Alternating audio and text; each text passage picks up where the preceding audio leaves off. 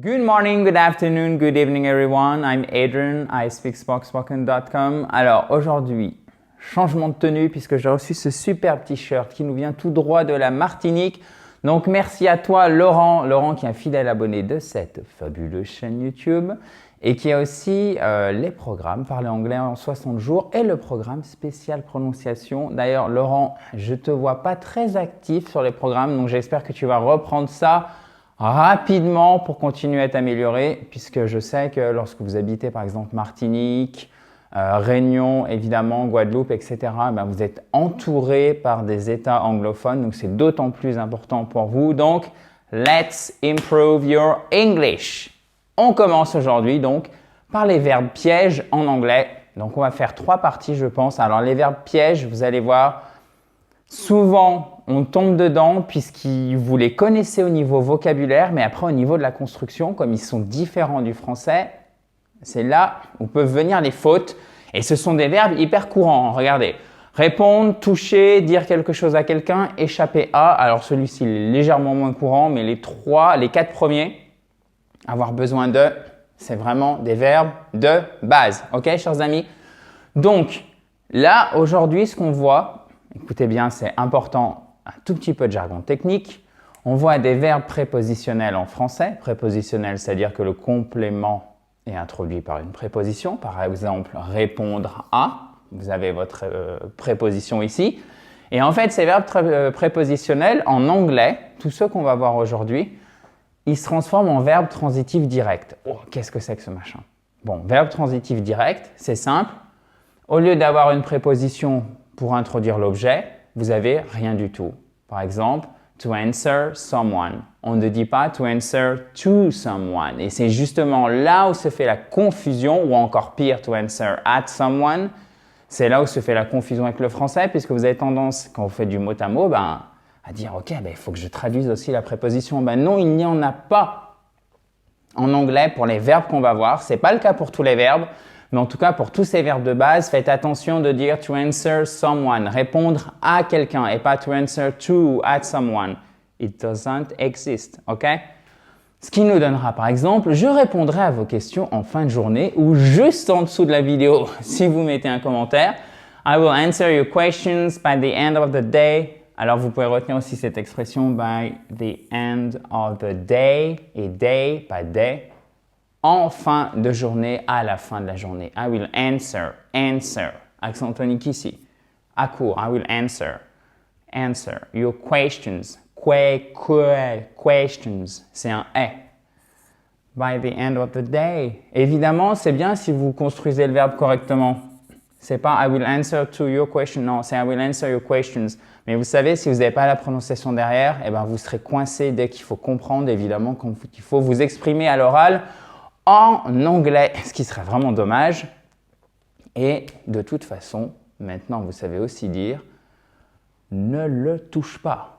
Toucher à, c'est to touch something, ok? I'm touching the board, ok? To touch something, to touch someone. Don't touch it. Ne le touche pas. Pourquoi je vous dis maintenant, de toute façon, vous savez dire to touch, toucher à? Puisque c'est en construisant petit à petit votre anglais, d'accord, en faisant par de courtes sessions chaque jour que vous allez pouvoir vous améliorer. Il n'y a pas de baguette magique comme ça, tac, boum, apprenez l'anglais en 10 minutes par jour, ça va vous prendre une semaine. Et bien malheureusement, ça ne marche pas, mais la bonne nouvelle, c'est que tout le monde est confronté exactement au même problème que vous, d'accord? On part tous à peu près du même niveau. Certains apprennent un petit peu plus vite, mais franchement, on part tous du même niveau, la plupart. Et on a tous les mêmes problèmes. Donc, suivez bien la vidéo. To touch something, to touch someone. Don't touch it. Ne le touche pas. Alors, ça peut vous paraître intuitif. Notez simplement l'exemple et c'est très bien si vous savez le maîtriser. J'ai besoin de votre aide. J'ai besoin de ton aide, de votre aide maintenant parce que vous le savez, quand on dit your, c'est comme le you, c'est à la fois votre, notre, etc. Ton, pas notre, pardon, ton, votre, etc., etc.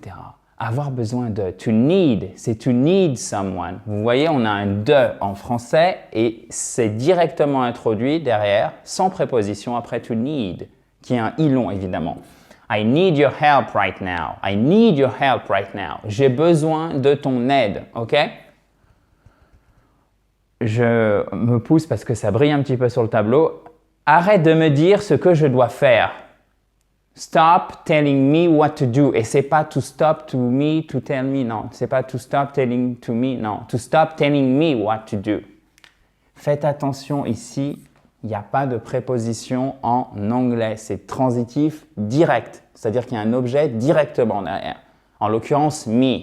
Et oui, puisque vous le savez, I devient me lorsque c'est en objet.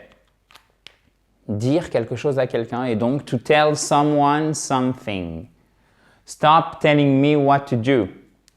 Le mieux, vous savez, chers amis, au lieu de retenir la première ligne à chaque fois, okay, le mieux pour vous, c'est tout simplement de noter l'exemple dans votre cahier d'apprentissage. Et ensuite, pour finir, dans la joie et la bonne humeur, bien évidemment, échapper à, très intéressant au niveau de la prononciation, vous noterez que ce n'est pas escape, mais c'est escape. Et oui, deux choses. Accent tonique pardon, sur la syllabe du milieu. Okay? Et en plus, c'est une diphtongue. Escape, escape. Et là, on a un I court. Okay? Et c'est pas E, non, c'est I. Ça commence par un I. Mais I court, qu'on n'entend pas beaucoup puisque l'accent tonique est sur la syllabe d'après. Donc, comme la syllabe d'après est porteuse d'accent tonique, elle va un peu masquer les autres sons du verbe. Les autres sons du verbe qu'on va entendre bien moins fortement. Escape. C'est pour ça que vous avez l'impression que parfois les anglophones prononcent la moitié des mots. Parce qu'en fait, votre oreille n'est pas habituée à autant d'amplitude, donc vous entendez que les syllabes fortes. Escape, the police. Là aussi, c'est police, police. Faites bien attention, vous avez, c'est pas police, police, non, c'est police. Vous avez ici un accent tonique. C'est exactement le même schéma, sauf que là, c'est pas une diphtongue, mais c'est une voyelle longue. Police, police. Il faut vraiment dire police. Bon, j'ai caricaturé un tout petit peu, mais c'est exactement ce principe. To escape the police. The police. Voilà. OK? Par exemple, il a presque échappé à la police. Presque. Tout est dans le presque. Donc ça aussi, adverbe intéressant pour vous. Puisque si vous voulez parler couramment anglais, est-ce que vous voulez parler couramment anglais? Je pense que c'est le cas si vous regardez cette vidéo. Eh bien, il faudra utiliser nearly, nearly, et pas nearly, nearly. OK? Accent tonique ici, mais c'est un I court. Nearly, nearly. OK? He nearly escaped the police. Pour faire un I court, je vous donne une petite astuce. Votre mâchoire, au lieu d'aller vers l'avant, ce qui va prolonger le son, elle doit aller en arrière en fait. Nearly. Et comme elle va en arrière, elle est stoppée naturellement, physiquement, par le reste de votre corps. Donc, il va y avoir un arrêt net et ça permet de faire un son court qui ne va pas se prolonger comme si vous alliez en avant avec votre mâchoire. Nearly. Même si vous essayez de faire un son court, essayez en allant de l'avant. Nearly. C'est dur en fait d'arrêter parce que ça se prolonge naturellement comme il n'y a pas de barrière physique. OK? Donc du coup, faites-le en allant en arrière. Nearly. Et ça va 10 fois mieux.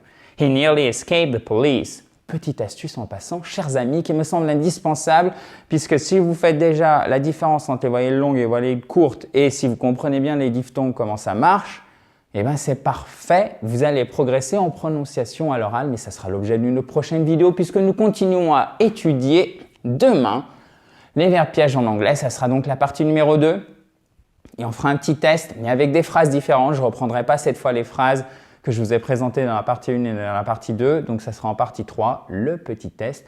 À demain, chers amis. Thank you very much. Si vous ne l'avez toujours pas fait, abonnez-vous à cette fabuleuse chaîne YouTube en cliquant sur le i en bas à droite. Et n'oubliez pas aussi de récupérer votre kit complet pour vous remettre à l'anglais en cliquant sur le i en haut à droite. Vous avez le lien aussi sous la vidéo si le i n'est pas accessible. And if you're on Facebook, the link is right above my head. Si vous êtes sur Facebook, le lien est right above my head, juste au-dessus de ma tête. Je le note pour ceux qui ne l'auraient pas compris, ce qui ne pose évidemment aucun problème puisqu'on est là pour apprendre. Right above my head, juste au-dessus de ma tête, et le juste en fait est exprimé par right. Right above my head, above my head, above my head, ok? Right above my head, juste au-dessus de ma tête. Thank you very much guys, bye bye!